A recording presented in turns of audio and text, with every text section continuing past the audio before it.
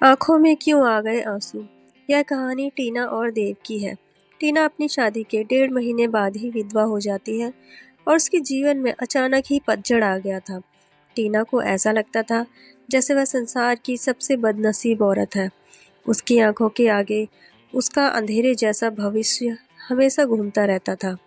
टीना के घर में सिर्फ उसकी बूढ़ी माँ थी और टीना के पति के गुजरने के बाद टीना के पिता भी इस दुख में गुजर जाते हैं। एक बड़ा भाई था, लेकिन वो तो सबसे मुंह मोड़कर अपनी पत्नी को लेकर कहीं और रहने चला जाता है। इसलिए अब टीना को लगता था कि जिंदगी में कभी भी खुशी उसके दरवाजे पर दस्तक नहीं देगी। इधर देव की बात करते हैं। देव की शादी 2 साल तक तो अच्छी चल रही थी, लेकिन फिर उसकी पत्नी का किसी और के साथ चक्कर चलने लगा और वो उस दूसरे आदमी के साथ खुलेआम अय्याशी करने लगी। फिर कुछ ही दिनों में उसने देव को तलाक देकर दूसरे आदमी से शादी कर ली। देव अपनी पत्नी से बहुत प्यार करता था, लेकिन तलाक होने के बाद वह अपनी पत्नी के बिना बिल्कुल ही अकेला सा हो गया और अपनी सुनसान वीरान जिंदगी अकेला ही काटने लगा। वह नहीं जानता था कि अब उसका भविष्य कैसा होगा, कभी वह किसी से शादी कर पाएगा या नहीं। तभी एक दिन टीना और देव दोनों ही किसी की शादी की सालगिरह में जाते हैं। टीना की एक सहेली देव को जानती थी और उसी ने उन दोनों को मिलवाया। देव से मिलकर टीना को अच्छा नहीं लगा, क्योंकि देव अपनी पत्नी के बारे में नेगेटिव बातें कर रहा था और यह सुनकर टीना को देव पर गुस्सा आ रहा था कि वह औरतों के बारे में इतना गलत कैसे बोल सकता है। लेकिन बाद में उसकी सहेली ज्योति ने बताया कि देव कितना दुखी है। वह अच्छे खासे पैसे कमाता है और उसके परिवार वाले भी बिल्कुल सीधे हैं, लेकिन फिर भी उसकी पत्नी ने दूसरे मर्द के चक्कर में इस बेचारे को धोखा दे दिया और अब देव दिन रात रोता ही रहता है। यह सुनकर टीना का दिल भर आया। वह मन में सोचने लगी कि एक शरीफ लड़के को मैं बिना मतलब ही बुरा समझ रही थी। तो उसी दिन से टीना के मन में देव के लिए एक प्रेम सा जग गया। तभी कुछ ही दिनों बाद टीना ने अपनी सहेली ज्योति से कहा कि ज्योति, मैं पता नहीं क्यों देव को चाहने लगी हूँ और मैं उसे पसंद भी करती हूँ। अगर ज्योति तू कुछ उपाय करके मेरी दोस्ती देव से करवा दे तो शायद मेरी ज़िंदगी संवर जाएगी। तो ज्योति ने कहा कि ठीक है, तू कहती है तो मैं किसी बहाने से देव को अपने घर बुलाती हूँ। मैं उसे तेरी सारी कहानी पहले ही बता दूंगी, फिर तू भी आ जाना, आगे तुम दोनों की किस्मत। तभी ज्योति अपने जन्मदिन का बहाना करके देव को अपने घर पर बुलाती है और ज्योति देव को टीना की बीती हुई सारी बात बताती है और वो उसे ये भी बताती है कि शादी के 1.5 महीने में ही टीना विधवा हो गई थी। देव को टीना का ऐसा हाल देखकर उसे बहुत दुख होता है। तभी देव टीना से मिलता है और उसे समझता है वाकई में टीना एक बहुत दुखी लड़की थी। अब देव ये तय कर लेता है कि वो टीना का सहारा बनेगा। टीना को भी देव दिल से बहुत ही पसंद था और दोनों ही बाहर भी मिलने लगे ताकि वो एक दूसरे को सही से समझ सके। एक दिन उन दोनों को ही एक दूसरे से बेहद प्यार हो गया और रात रात भर वो दोनों ही फ़ोन पर चैटिंग भी करते हैं और कभी फ़ोन पर बातें भी कर लेते हैं। देव बहुत ही रोमांटिक लड़का था। वह अपनी बातों से टीना का दिल जीत चुका था। टीना को भी देव के मुंह से अपनी तारीफ सुनना बहुत ही अच्छा लगता था। दोनों ही हर रविवार को मिलते थे, पार्क में घूमने जाते थे और कभी कभी रात को होटल में डिनर करने भी चले जाते थे। तभी एक दिन टीना देव को अपने साथ अपने घर ले गई और उसे अपनी माँ से मिलवाया। देव ने जब टीना की माँ के पाँव छुए तो टीना की माँ रोने लगी और देव का हाथ पकड़कर कहने लगी कि बेटा, मेरी बेटी का सहारा जरूर बनना और उसका साथ कभी भी मत छोड़ना। मेरे सिवा इसका कोई भी नहीं। अब मेरा भी कोई पता नहीं कब उस भगवान का बुलावा आ जाए। अगर मैं मर गई तो मेरी जवान लड़की का क्या होगा। ये सुनकर देव की भी आंखों में आंसू आ गए और टीना भी खूब रोने लगी। तभी देव ने कहा कि माँ जी, आप बिल्कुल चिंता न करें। टीना का मैं मरते दम तक साथ नहीं छोड़ूंगा और आपको भी कुछ नहीं होगा और आपकी बेटी का मैं जिंदगी भर ही ख्याल रखूंगा। ये सुनकर टीना की माँ और टीना को बहुत ही अच्छा लगा और टीना देव का हाथ अपने गालों पर लगाकर रोती है। तभी एक दिन दोनों ही पार्क में बैठे थे तो टीना ने कहा कि देव, तुम अपने घर वालों से मुझको कब मिलवाओगे। देव ने बात टाल दी और उससे प्यार भरी बातें करने लगा और कहा, टीना, मैं तुम्हारे बिल्कुल नजदीक आना चाहता हूँ। बोलो, तुम मुझे अपने करीब कब आने दोगी।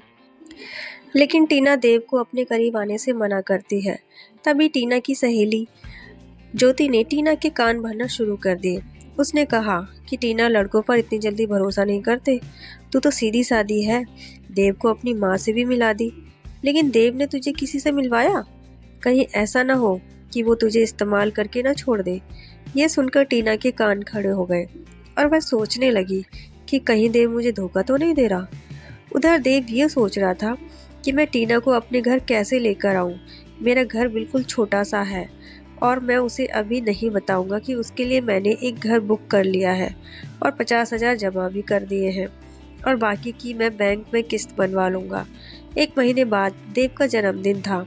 देव ने सोचा मेरे जन्मदिन पर ही टीना को सरप्राइज़ दूंगा और तभी टीना और उसकी माँ को भी घर बुला लूँगा।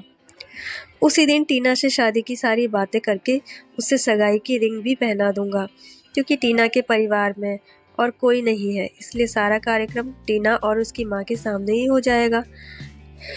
अगले दिन टीना देव को फ़ोन करती है और गुस्से में कहती है कि तुम अपने घर वालों से मुझे कब मिलवाओगे। फिर देव फिर से बात को टालते हुए बात को पलट देता है। अब टीना का शक और भी बढ़ जाता है। तभी टीना देव से कहती है, तुम्हारे बैंक में कितने पैसे हैं? मुझे अपना बैंक बैलेंस दिखाओ। लेकिन देव ने बैंक बैलेंस दिखाने की बात भी टाल दी, क्योंकि सभी पैसे उसने मकान के बयाने में दे दिए थे और उसके अकाउंट में यही कोई 8 से 10,000 ही पड़े थे। टीना का शक अब बढ़ता ही जा रहा था और वो ये सोच लेती है कि देव वाकई में मेरा इस्तेमाल कर रहा है और मुझसे शादी भी नहीं करेगा। इसलिए टीना देव का फ़ोन उठाना तक बंद कर देती है। इधर देव इंगेजमेंट की सारी तैयारी कर चुका था। बातों ही बातों में उसने टीना की अंगूठी का भी नाप ले लिया था और टीना को इसका पता भी नहीं चला था। देव ने टीना की तरफ से खुद की भी अंगूठी बनवा ली थी, ताकि टीना की माँ का कोई भी खर्चा ना हो सके। देव ने किसी से थोड़ा कर्जा लेकर टीना के लिए साड़ी और उसका सारा सामान खरीद लिया था और उसकी माँ के लिए भी एक सुंदर साड़ी खरीद ली। अब देव ने सबको ये कह दिया कि मेरे जन्मदिन वाली रात को मेरी सगाई टीना से है और उसके घर में भी उसने सबको बता दिया था। सारी तैयारी हो चुकी थी। तभी एक दिन देव ने टीना को 3 बार कॉल किया, मगर टीना ने उसका फ़ोन गुस्से में उठाया और कहा कि क्या बात है, जल्दी कहो। तो देव ने कहा, कल शाम को 5 बजे तुम और तुम्हारी माँ को मैं लेने आ रहा हूँ। तो टीना ने कहा कि मुझे कहीं भी नहीं जाना। तो देव ने कहा कि टीना, कल मेरा जन्मदिन है। देव ने ये बताया, लेकिन फिर भी टीना ने देव को जन्मदिन की बधाई नहीं दी। तभी टीना ने सोचा कि जन्मदिन में चली जाती हूँ, इससे देव का पर्दाफाश भी हो जाएगा। अगली शाम टीना और उसकी माँ तैयार हो जाती हैं और देव की गाड़ी में बैठकर उसके साथ चली जाती हैं। पूरे रास्ते टीना ने देव से कोई भी बात नहीं की कि उसे देव के रूप में एक धोखेबाज नजर आ रहा था। तभी जैसे ही टीना देव के घर की दहलीज पर कदम रखती है, वैसे ही देव की माँ आरती की थाली लेकर आती है और टीना को टीका लगाकर उसकी आरती उतारती है। ये देखकर टीना हैरान रह जाती है। तभी वो देव की माँ के पाँव छूती है। उसकी माँ उसे अंदर आने के लिए कहती है। सभी लोग खड़े थे, देव के बड़े भाई भाभी, देव के भतीजा भतीजी और देव की माँ व भोले भाले उनके बाबूजी। सभी लोग टीना और उसकी माँ का स्वागत करते हैं और बैठने के लिए कहते हैं। अब देव का जन्मदिन भी बन जाता है। उसके बाद टीना जाने के लिए कहती है, तो देव की माँ कहती है कि बहू, तुम्हें जाने के लिए नहीं बुलाया, हमेशा के लिए यहीं रखने के लिए बुलाया है। टीना समझ नहीं पाती। तभी देव की बड़ी भाभी 2 फूलों की माला और एक प्लेट में 2 अंगूठी लेकर आती है। ये देखकर टीना देव की तरफ बड़े ही आश्चर्य के साथ देखती है। तभी देव एक अंगूठी टीना के हाथ में रख देता है और कहता है, आज हमारी एंगेजमेंट है टीना, और इस बात के लिए मैं तुम्हें सरप्राइज करना चाहता था।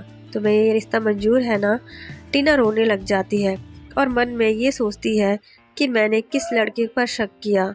देव ने नए मकान के कागज भी टीना के हाथ में रख दिए और कहा कि टीना, ये मकान मैंने तुम्हारे लिए लिया है, क्योंकि हमारा ये घर बहुत छोटा सा है ना। इसलिए टीना की आंखों में अब अपने आंसुओं को रोक नहीं पा रही थी। तभी टीना ने मकान के कागज अपनी सास के हाथ में रखते हुए कहा कि माँ जी, मुझे तो इसी घर में रहना है आपके साथ, मुझे नया मकान नहीं चाहिए।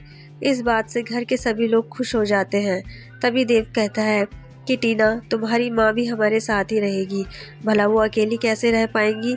ऐसा करते हैं, जो मकान मैंने तुम्हारे लिए लिया है वो पास में ही है, माँ को तुम वहीं शिफ्ट कर दो ताकि तुम अपनी माँ, दोनों माँ को संभाल सको। अब सब कुछ ठीक हो गया था। कहाँ टीना एक शक की वजह से सब खत्म करने जा रही थी। ये गलती उसे बहुत महंगी पड़ने वाली थी, मगर टीना ने देव के घर जाकर अच्छा ही किया। इसलिए जीवन में कभी भी किसी की शक की वजह से आप अपने प्यार को कभी मत छोड़ना। पहले पूरा सच जानना, फिर कोई कदम उठाना, तभी आपका भी रिश्ता बच सकता है। तो दोस्तों, ये थी टीना और देव की कहानी। कहानी आपको कैसी लगी कमेंट बॉक्स में हमें ज़रूर बताइएगा। मिलते हैं नेक्स्ट वीडियो में। जय हिंद।